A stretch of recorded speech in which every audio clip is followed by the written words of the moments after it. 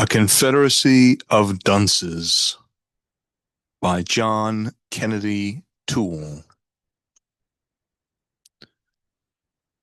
There is a New Orleans city accent associated with downtown New Orleans, particularly with the German and Irish Third Ward, that is hard to distinguish from the accent of Hoboken, Jersey City, and Astoria, Long Island, where the Al Smith inflection, extinct in Manhattan, has taken refuge.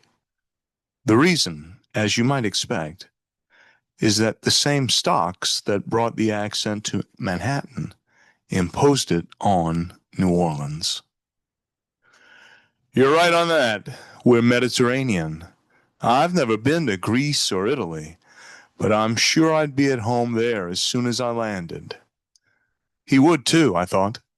New Orleans resembles Genoa or Marseille or Beirut or the Egyptian Alexandria more than it does New York, although all seaports resemble one another more than they can resemble any place in the interior.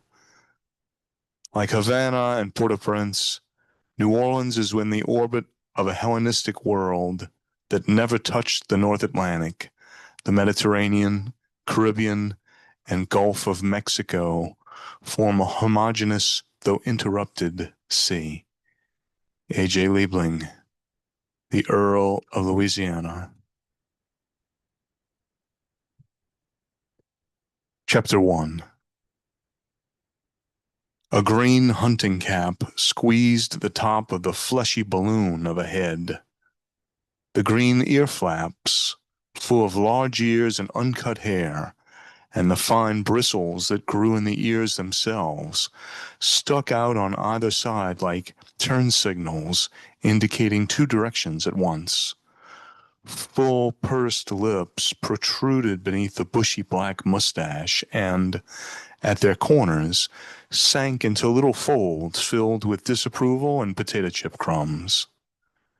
In the shadow under the green visor of the cap, Ignatius J. Riley's supercilious blue and yellow eyes looked down upon the other people waiting under the clock at the D.H. Holmes department store, studying the crowd of people for signs of bad taste in dress. Several of the outfits, Ignatius noticed, were new enough and expensive enough to be properly considered offenses against taste and decency. Possession of anything new or expensive only reflected a person's lack of theology and geometry. It could even cast doubts upon one's soul. Ignatius himself was dressed comfortably and sensibly. The hunting cap prevented head colds. The voluminous tweed trousers were durable and permitted unusually free locomotion. Their pleats and nooks contained pockets of warm, stale air that soothed Ignatius. The plaid flannel shirt made a jacket unnecessary, while the muffler guarded exposed Riley's skin between ear flap and collar.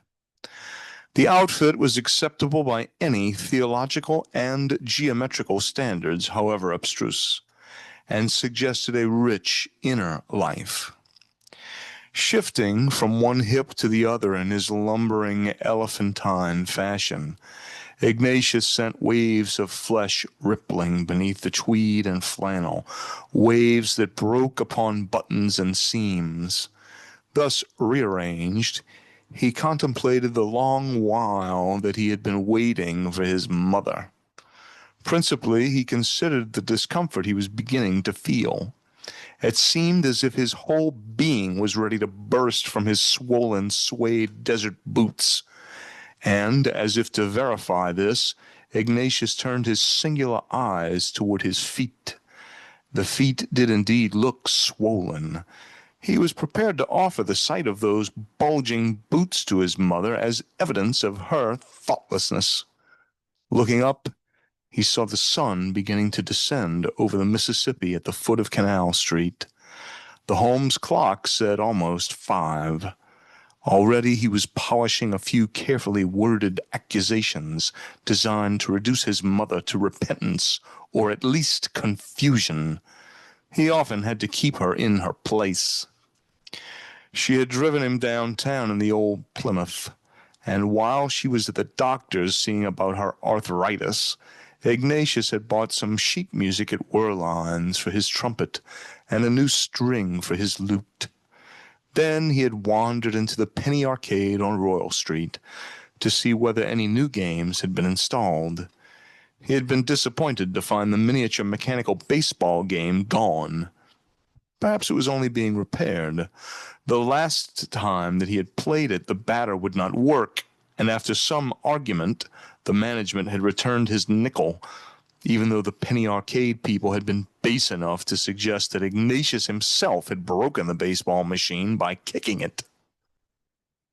Concentrating upon the fate of the miniature baseball machine, Ignatius detached his being from the physical reality of Canal Street and the people around him, and therefore did not notice the two eyes that were hungrily watching him from behind one of D.H. Holmes' pillars, two sad eyes shining with hope and desire. Was it possible to repair the machine in New Orleans? Probably so. However, it might have to be sent to some place like Milwaukee or Chicago or some other city whose name Ignatius associated with efficient repair shops and permanently smoking factories. Ignatius hoped that the baseball game was being carefully handled in shipment, that none of its little players was being chipped or maimed by brutal railroad employees determined to ruin the railroad forever with damage claims from shippers. Railroad employees who would subsequently go on strike and destroy the Illinois Central. As Ignatius was considering the delight which the little baseball game afforded humanity, the two sad and covetous eyes moved toward him through the crowd like torpedoes, zeroing in on a great woolly tanker. The policeman plucked at Ignatius's bag of sheet music. "You got any identification, mister?" the policeman asked in a voice that hoped that Ignatius was officially unidentified.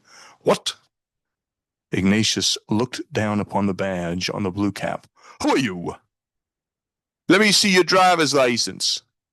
"I don't drive. Will you kindly go away? I am waiting for my mother." "What's this hanging out your bag?" "What do you think it is, stupid? It is a string from my lute." "What's that?" The policeman drew back a little. "You local?" "Is it the part of the police department to harass me when this city is a flagrant vice capital of the civilized world?" Ignatius bellowed over the crowd in front of the store. "This city is famous for its gamblers, prostitutes, exhibitionists, antichrists, alcoholics, sodomites, drug addicts, fetishists, onanists, pornographers, frauds, jades, litterbugs, and lesbians, all of whom are only too well protected by graft. If you have a moment, I shall endeavor to discuss the crime problem with you, but don't make the mistake of bothering me." The policeman grabbed Ignatius by the arm and was struck on his cap with the sheet music. The dangling lute string whipped him on the ear. The policeman said. "That!" Ignatius cried, noticing that a circle of interested shoppers was beginning to form. Inside D.H. Holmes, Mrs. Riley was in the bakery department, pressing her maternal breast against a glass case of macaroons. With one of her fingers, chafed from many years of scrubbing her son's mammoth, yellowed drawers, she tapped in the glass case to attract the sale lady. "Oh, Miss Inez," Mrs. Riley called in that accent that occurs south of New Jersey, only in New Orleans, that Hoboken near the Gulf of Mexico. "Over here, babe." "Hey, how you making?" Miss Inez asked. "How you feeling, darling?" "Not so hot," Mrs. Riley answered truthfully. Ain't that a shame? Miss Inez leaned over the glass case and forgot about her cakes. I don't feel so hot myself. It's my feet. Lord, I wished I was that lucky. I got arthritis in my elbow. Oh, no, Miss Inez said with genuine sympathy. My poor old papa's got that. We make him go set himself in a hot tub full of boiling water. My boy's floating around in our tub all day long. I can't hardly get in my own bathroom no more. I thought he was married, precious. Ignatius? La la la, Mrs. Riley said sadly. Sweetheart, you want to give me 2 dozen of them fancy mix? But I thought you told me he was married, Miss Inez said while she was putting the cakes in a box. He ain't even got him a prospect. The little girlfriend he had flew the coop. Well, he's got time. I guess so, said Mrs. Riley disinterestedly. Look, you want to give me a half dozen wine cakes, too? Ignatius gets nasty if we run out of cake. Your boy likes his cake, huh? Oh, Lord, my elbow's killing me, Mrs. Riley answered. In the center of the crowd that had formed before the department store, the hunting cap, the green radius of the circle of people, was bobbing about violently. I shall contact the mayor, Ignatius was shouting. Let that boy alone, a voice said from the crowd. Go get the strippers on Bourbon Street, an old man added. He's a good boy. He's waiting for his mama. Thank you, Ignatius said heartily. I hope that all of you will bear witness to this outrage. You come with me, the policeman said to Ignatius with waning self-confidence. The crowd was turning into something of a mob, and there was no traffic patrolman in sight. We're going to the precinct.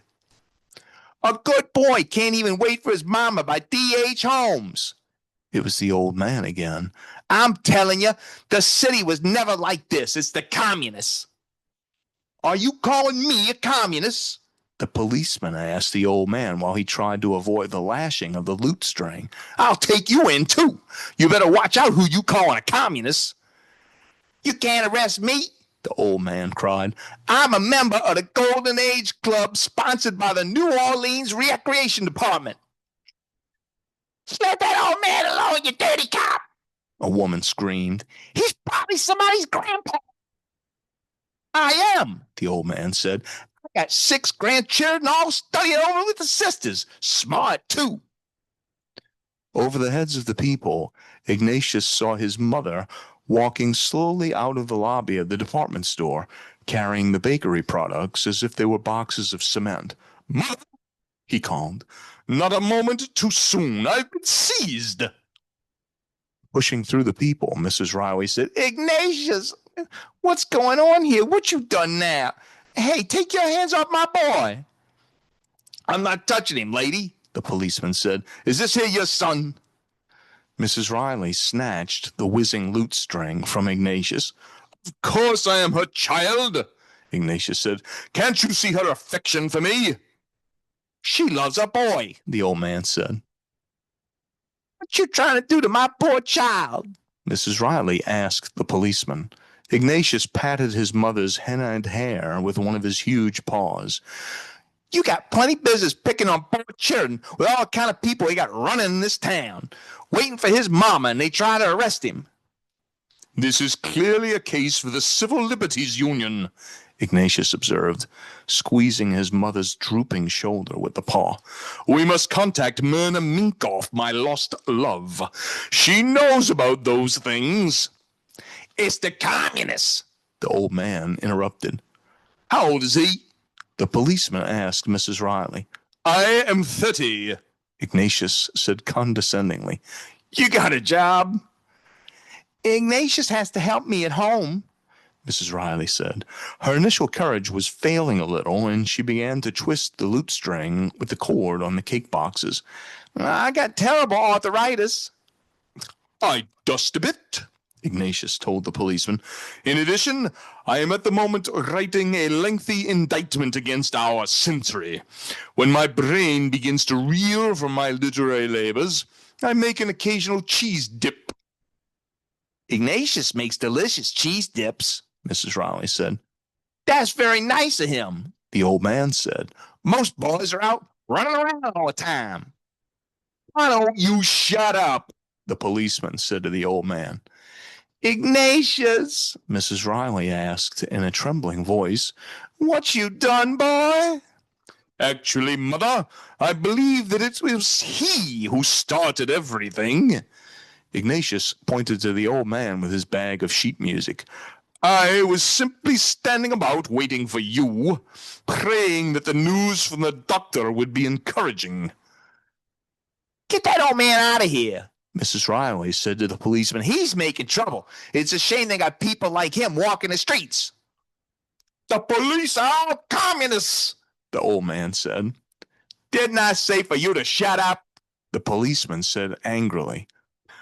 I fall on my knees every night to thank my God we got protection, Mrs. Riley told the crowd. We'd all be dead without the police.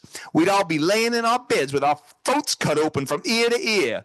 That's the truth, girl, some woman answered from the crowd. Say a rosary for the police force. Mrs. Riley was now addressing her remarks to the crowd. Ignatius caressed her shoulder wildly, whispering encouragement.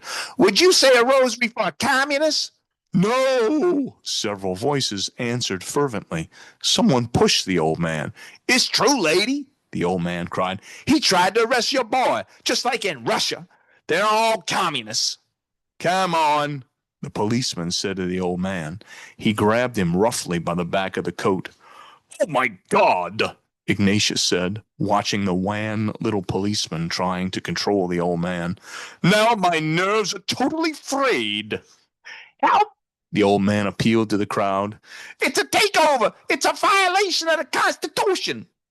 He's crazy, Ignatius, Mrs. Riley said. We better get out of here, baby.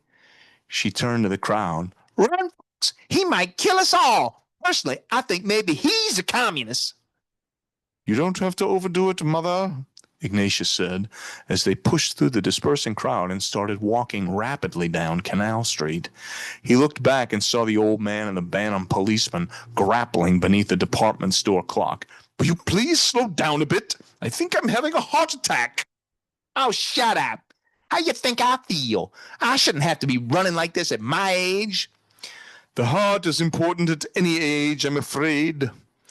There's nothing wrong with your heart. There will be if you don't go a little slower.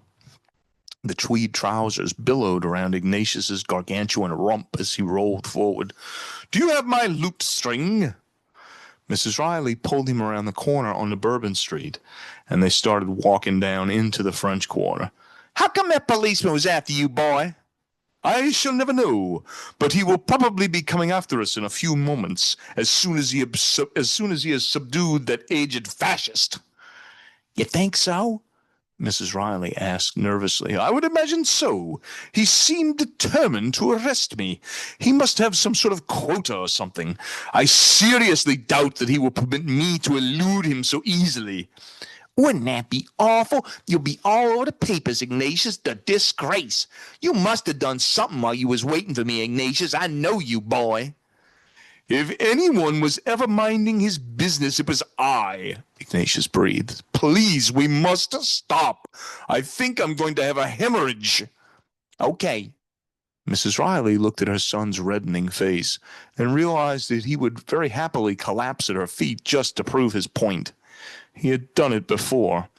The last time that she had forced him to accompany her to Mass on Sunday, he had collapsed twice on the way to the church and had collapsed once again during the sermon about sloth, reeling out of the pew and creating an embarrassing disturbance.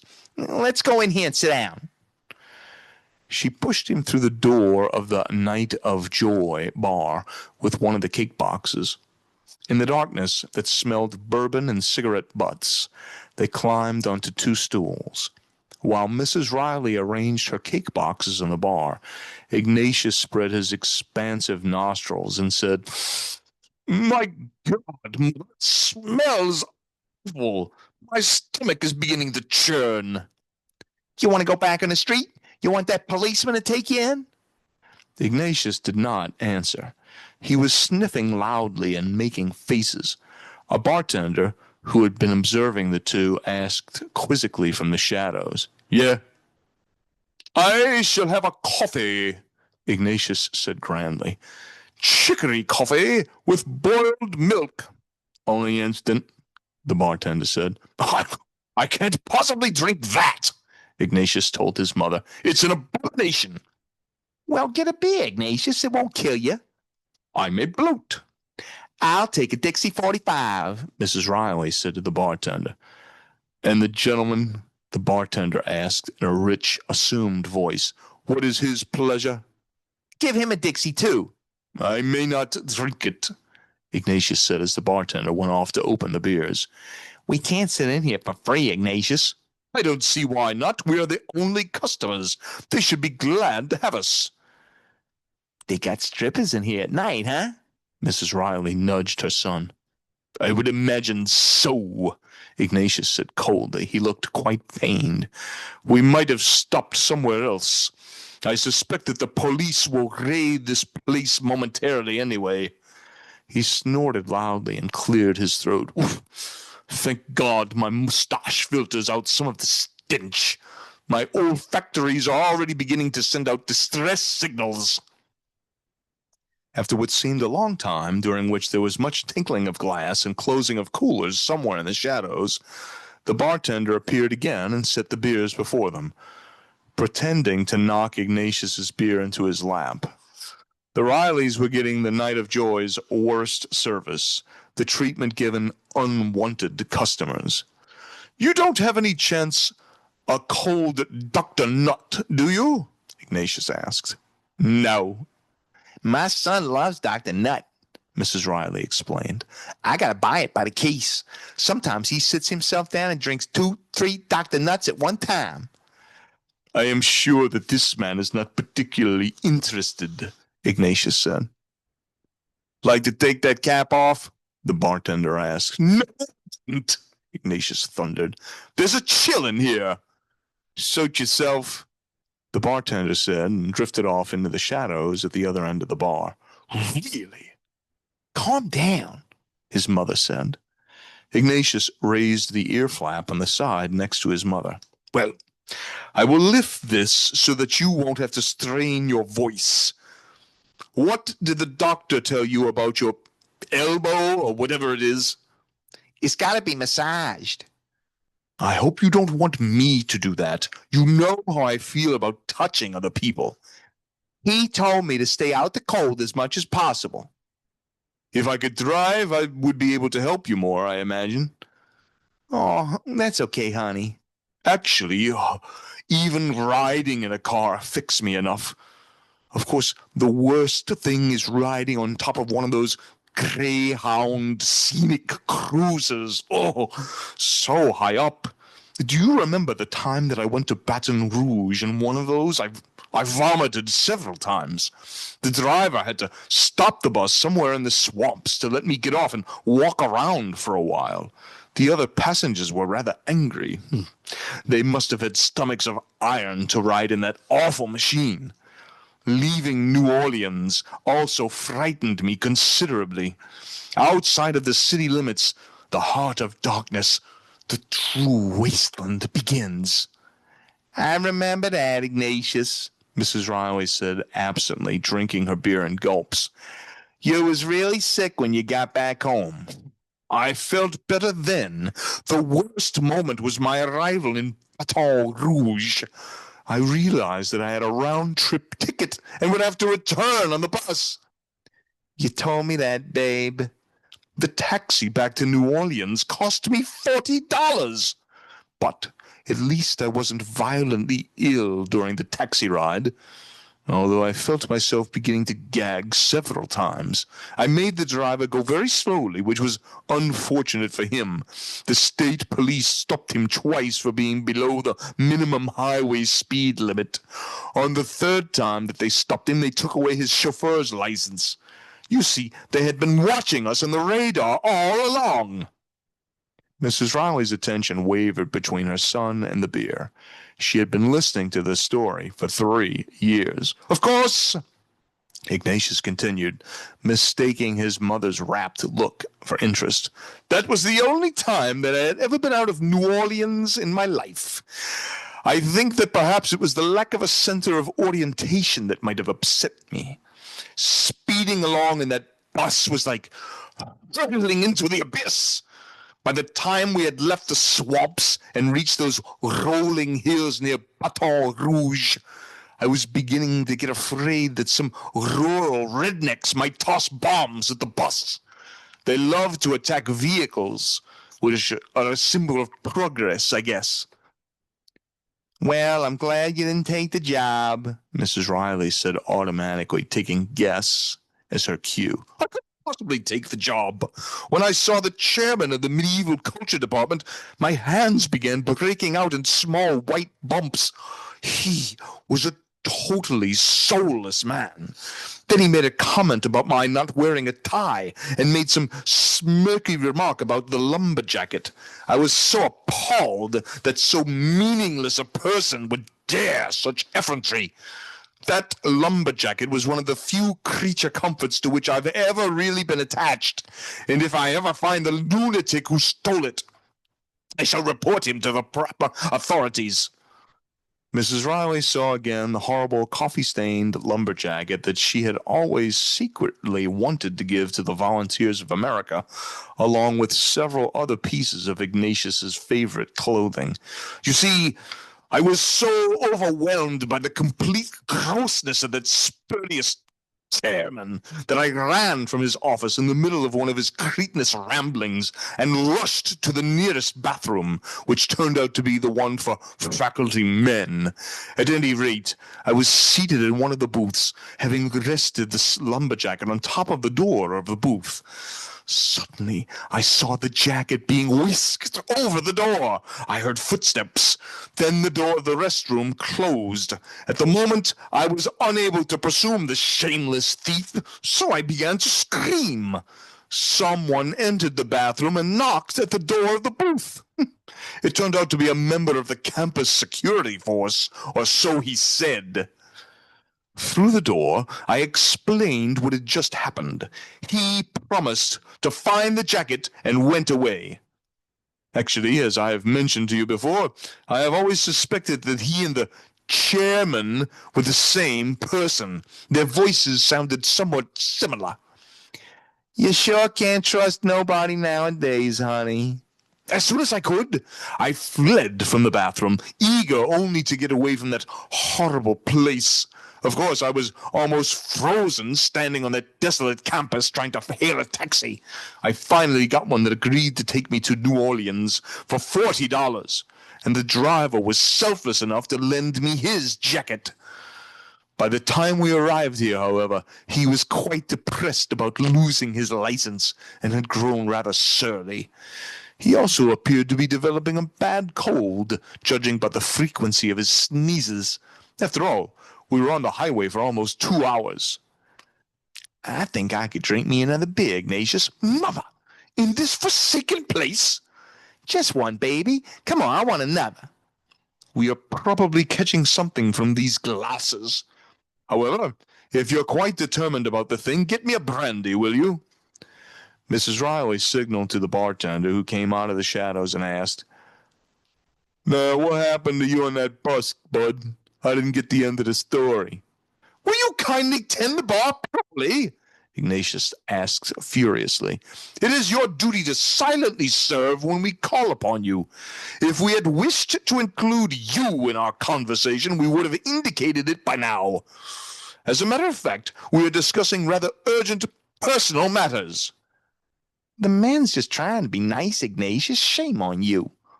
That in itself is a contradiction in terms. No one could possibly be nice in a den like this. We want 2 more beers. 1 beer and 1 brandy, Ignatius corrected. No more clean glasses, the bartender said. Ain't that a shame, Mrs. Riley said. Well, we can use the ones we got. The bartender shrugged and went off into the shadows.